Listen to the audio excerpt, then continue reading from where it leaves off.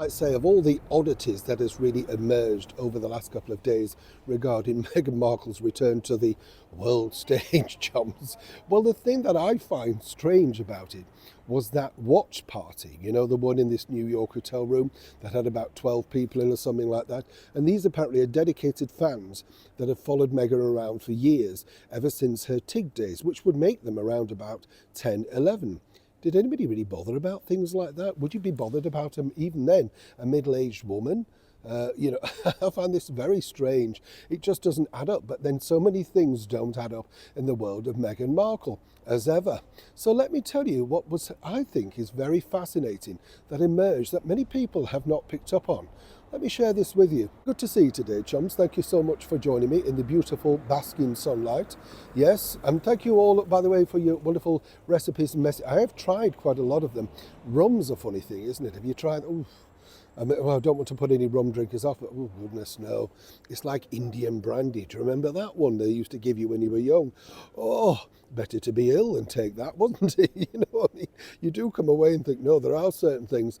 I think I'm sticking with the whiskey, honey and lemon, so thank you for all those variations, but I will try some of them if it doesn't shift. Feel a little bit better, yes, well, as you can imagine, better to reveal more, shall we say, about as ever.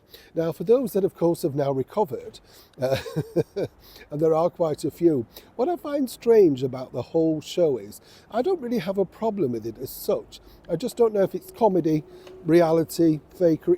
I'm not sure what it's meant to be. And that's part of the problem with Meghan. Nobody really knows what direction she's going in, It's fake scripted and, scripted reality, whatever you want to call it. But the thing that I found really strange was this particular marketing gimmick that apparently, had Meghan close to tears. And this was because Meghan, of course, was confronted by a couple of fans while she was in that New York hotel room, remember? And they were all gathered there. Hey, you guys, what did you think to it? Of course, there's a camera crew. They're already preset. People have gone in there. They've set the display up. They've got the flowers, the alleged card from Archie and Lily. Amazing, isn't it? Archie, it's just incredible how much he's now being used in order to promote that show. But again, what was odd was these two particular girls who decided to have a tattoo in celebration of Meghan's TV show, as ever. Like you do. Nothing says dedication like a tattoo that means nothing, right? Not even a signed thing from Meghan on their arm. This is where it gets very strange. Because apparently that was the idea. She was going to sign it underneath, and that was going to be the next part of the tattoo. Even more strange is this.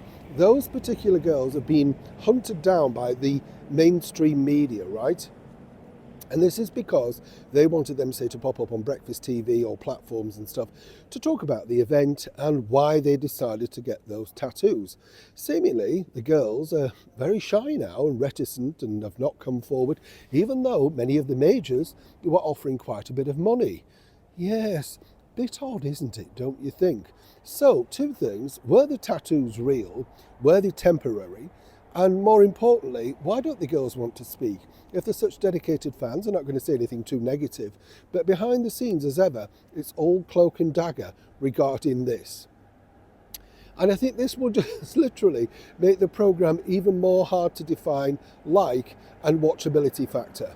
But either way, Meghan knows how to create some kind of, interest. But is it the right interest to keep it going? And more importantly, would people want to tune in again for another series? Apparently, though, she thinks so. It's a bit like the Rolling Stones, isn't it? Tattoo you, and you never know, you might get a second series. But why no signature?